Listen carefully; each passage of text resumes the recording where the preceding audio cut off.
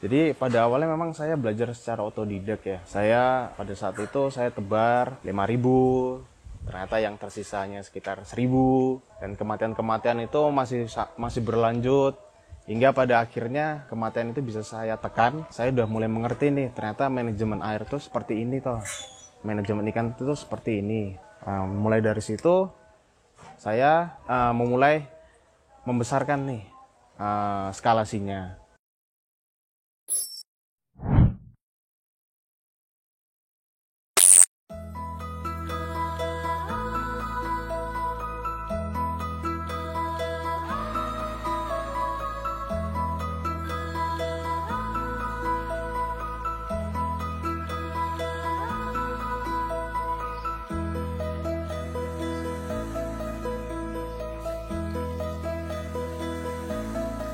Perkenalkan, nama saya Yuriko Maulana.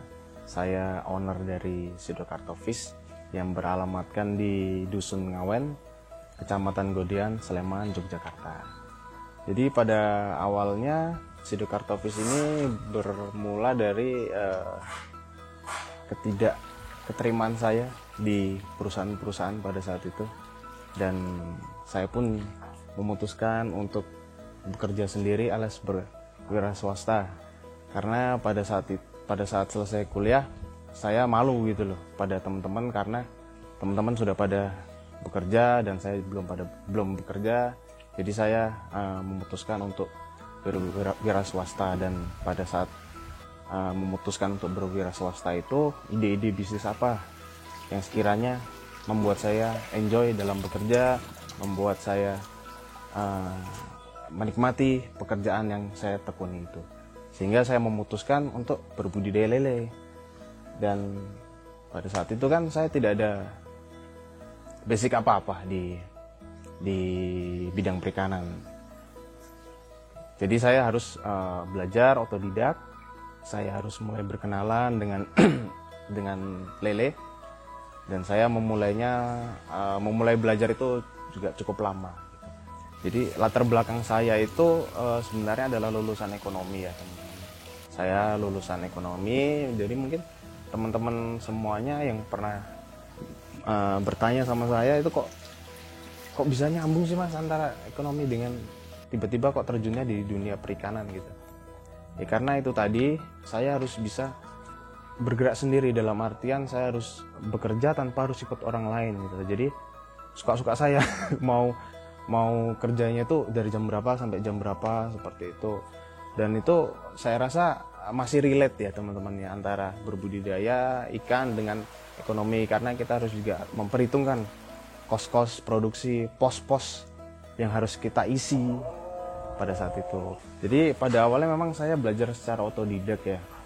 Saya pada saat itu saya tebar 5.000, ternyata yang tersisanya sekitar 1.000, dan kematian-kematian itu masih berlanjut hingga pada akhirnya kematian itu bisa saya tekan. Artinya saya udah mulai mengerti nih, ternyata manajemen air itu seperti ini toh, manajemen ikan itu seperti ini. Mulai dari situ saya memulai membesarkan nih skalasinya, dan memutuskan untuk memijahkan pada saat itu. Karena semakin lama saya merasakan kok bibit lele itu semakin kesini semakin berkurang kualitasnya, sehingga saya memutuskan untuk melakukan pemijahan sendiri. Oke, jadi segmen di Sidokarto Fish ini ada dua ya, jadi segmen pembibitan dan segmen lele konsumsi, dan ini ada keterkaitannya seperti itu. Pada saat itu kan kenapa saya melebarkan sayap di pembibitan, karena itu tadi, karena saya merasakan kurangnya kualitas bibit yang saya budidaya pada saat itu. Dalam artian di sini kok dalam jangka waktu 3 hari kok udah mati ya, padahal treatment airnya sudah benar, seperti itu. Dan saya pun memulai untuk memijahkan. Saya pergunakan sendiri bibit yang saya pijahkan pada saat itu, dan saya sudah merasakan manfaatnya sendiri dan mencoba untuk memasarkan bibit yang saya pakai ini. Dan alhamdulillahnya feedback dari customer positif pada saat itu, dan sehingga meyakinkan saya untuk memasarkan secara secara luas bibit yang saya produksi ini.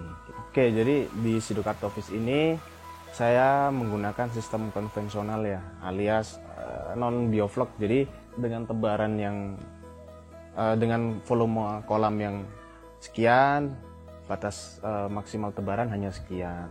Hal itu juga ada pertimbangannya ya teman-teman, karena faktor cost produksi itu tadi yang harus kita tinjau lebih dalam, karena ketika kita menggunakan sistem aerasi tentu saja ada cost produksi listrik di situ, karena pompa ini harus berjalan selama 24 jam dan itu lumayan mahal sih menurut saya. Ya, jadi memang saya juga banyak menerima pertanyaan ya dari teman-teman itu tadi mengenai masalah profit di lele ini tuh seperti apa gitu loh. Karena yang mungkin teman-teman hadapi, karena pada saat berbudidaya lele itu kok hanya balik modal bahkan mengalami kerugian. Jadi mungkin kita bisa tinjau dulu dari awalnya, dari bibitnya. Mungkin teman-teman menggunakan bibit yang kualitasnya itu kurang baik ya, bisa dikatakan begitu, karena faktor bibit ini adalah faktor penentu. Mau tidak mau, suka tidak suka, kita harus berbicara mengenai kualitas bibit untuk mendapatkan profit yang maksimal, karena dengan bibit yang benar-benar bagus kita baru bisa mendapatkan profit itu tadi, seperti itu. Dan yang kedua mungkin dari segi pemberian pakan, artinya di sini kita harus melakukan proses fermentasi pakan. Kita memaksimalkan pelet ini tadi dengan cara apa? Kita melakukan proses fermentasi selama kurang lebih 12 jam ya, kurang lebih, untuk kita ini bisa mengirit pakan sebenarnya dari proses fermentasi itu. Karena yang kita tahu bahwa proses fermentasi itu kan dia menambah ya, jadi menambah kandungan yang ada di pelet itu tadi. Dan yang ketiga mungkin dari treatment harian yang teman-teman lakukan itu mungkin kurang tepat, seperti pembuangan amoniaknya, pergantian air kayak gitu. Banyak yang harus ditinjau dalam artian di sini. Ya, jatuh bangun pasti ada ya yang dirasakan dalam setiap pelaku bisnis ya. Mungkin agak sedikit saya ceritakan yang paling membuat saya drop pada saat itu ya. Jadi memang pada saat itu stok bibit dan stok ikan di kolam ini lagi banyak. Pada saat itu kan angin dari arah Australia, angin dingin itu bergerak ke arah Jawa, Pulau Jawa. Itu yang membuat anomali cuaca. Mungkin pada saat itu teman-teman juga merasakan hawa dingin yang ekstrim itu ya di Jogja ini khususnya, dan itu sangat berpengaruh pada lele saya pada saat itu. Jadi memang ada kematian massal yang harus saya terima, dan itu membuat saya lumayan drop sih pada saat itu. Tetapi kita juga harus menerima kenyataan, kita harus bangkit, kita harus memperbaiki, kita harus mengevaluasi langkah-langkah apa yang harus kita tempuh setelah ini. Seperti itu.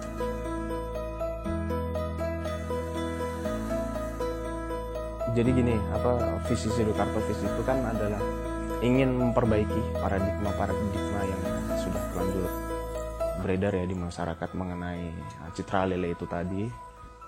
Mungkin ya karena kesalahan-kesalahan orang tua kita zaman dulu yang berbudidaya lele itu secara, maaf saya katakan di sini ya, secara kurang proper, dalam artian udah lele itu taruh di septic tank aja, nanti lele juga bakal besar sendiri, lele itu dipakani limbah-limbahan dan segala macam. Di sini saya mau memperbaiki citra lele yang beranggapan bahwa lele itu adalah hewan yang kotor gitu loh. Padahal tidak seperti itu. Kita bisa berbudidaya lele secara bersih, secara higienis, secara modern, dan itu pun akan berimbas langsung kepada daging lele itu tadi. Dan saya yakin pasti ada perbedaan rasa dan perbedaan kandungan apabila kita berbudidaya lele secara proper dan secara itu tadi yang kurang proper itu tadi. Oke, buat teman-teman yang baru memulai usaha lelenya atau lagi menjalankan usaha lelenya dan membutuhkan suplai bibit, mungkin bisa menghubungi kontak saya 0813 9264 1007 seperti itu. Dan membutuhkan lele konsumsi juga insya Allah saya juga akan memenuhinya. Dan mohon maaf kalau misalnya nanti saya agak slow respon karena adminnya itu saya sendiri seperti itu. Tapi nanti bakal secepatnya saya balas dan akan saya kabari mengenai tindak lanjutnya seperti apa.